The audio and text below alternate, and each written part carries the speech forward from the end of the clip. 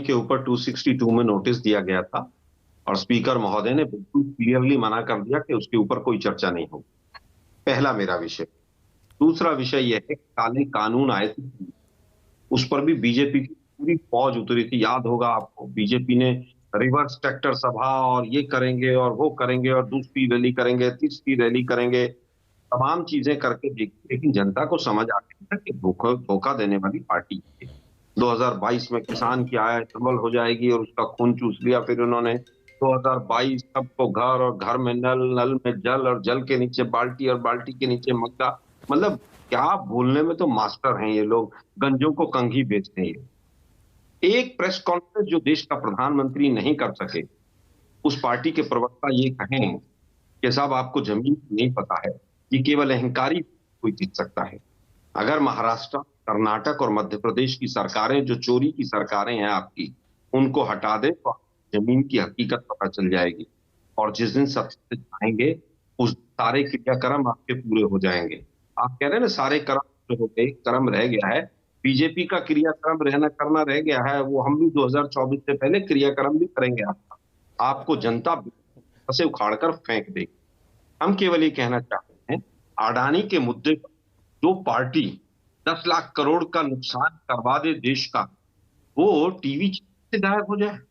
अरे भाई, अडानी से क्या रिश्तेदारी। वो शोले का मुझे डायलॉग याद आता, याराना गहरा लगता है, बहुत बहुत गहरा याराना है सांभा। नहीं, टीवी चैनल से गायब हो गए। हमसे आप कहते हैं कि आप जो है जमीन से कटे हुए। अडानी के 10 लाख करोड़ के करीब उड़ गए और उसकी वजह से जो कैस्केडिंग इफेक्ट आ रहा है बाकी बैंकों के ऊपर, और बीजेपी जो सत्ताधारी दल है वो भाग गई। चीन से क्या लिंक है? ईडी, सीबीआई चुप, सेबी चुप, सब चुप। अब तमाम पापा की करियां कह रही हैं कि साहब वो सेबी जांच करेगी। अरे भाई, सेबी में तो उनके संधि साहब बैठे हुए हैं, सेबी जांच करेगी? कहां से करेगी सेबी? के शर्मा रिस्पॉन्ड करिए। के शर्मा, आप देश को फिर गुमराह कर रहे हैं। के शर्मा बोलिए।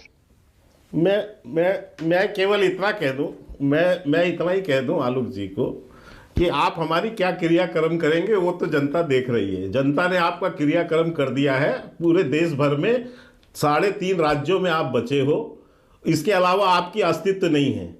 इसके अलावा आपका जो है, जो भी क्रियाक्रम करना था 2014 में भी कर दिया, 2019 में भी कर दिया, पर आपकी चमड़े की जबान है, कुछ भी पलट सकती है आपकी, बोल सकते हो आप। क्योंकि इस समय आप सबसे ज्यादा बौखलाए हुए, सबसे ज्यादा हताश और निराश हो, क्योंकि आपको यह समझ नहीं आ रहा है कि इस बजट के बाद हम जनता के बीच क्या लेके जाएंगे। बिना मुद्दे के आप खड़े हो, आपको बहस करने की क्षमता नहीं है सदन के अंदर। सदन में आप कह रहे हो 270 इसका हमने नोटिस दिया है। आपकी नोटिस तो जो उस परंपरा से आएगी ना, पहले राष्ट्रपति अभिभाषण पे धन्यवाद प्रस्ताव होगा ना, इसके बाद उसके बाद फिर बजट पर चर्चा करते हो आप ले आइए, उस बीच चर्चा आएगा। यदि कोई विषय होगा तो देखा जाएगा। लेकिन आज जिसमें आप स्वतंत्र रूप से बोल सकते हैं, उसमें से क्यों आप अपना कन्नी काट के भाग रहे हो? क्योंकि आपको पता है कि आप एक्सपोज हो जाओगे। अब बीच में मत बोलिए आलोक जी, थोड़ा सा वो रखिए, तरीका रखिए थोड़ा सा। आपकी बौखलाहट, हताश मैं जानता हूं, क्योंकि आप पिट चुके हो।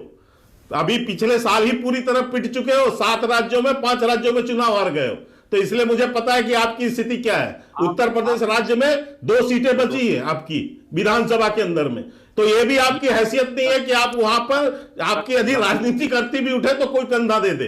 ये भी स्थिति नहीं बन पा रही है। मैं इसलिए कह रहा हूं कि आप इस परिस्थिति पे मत जाइए। देश में अपने हालात को सोचिए, और इस तरह से जो आप देश में अप्रासंगिक मुद्दे लेके मानक जी ये लोग चलते हैं, आपको अच्छी तरह याद होगा, यही राफेल लेके इसी तरह के विदेशी कंपनी के हिसाब से इन लोगों ने चालू किया था, और जनता ने 2019 में इनको भरपूर जवाब दे दिया।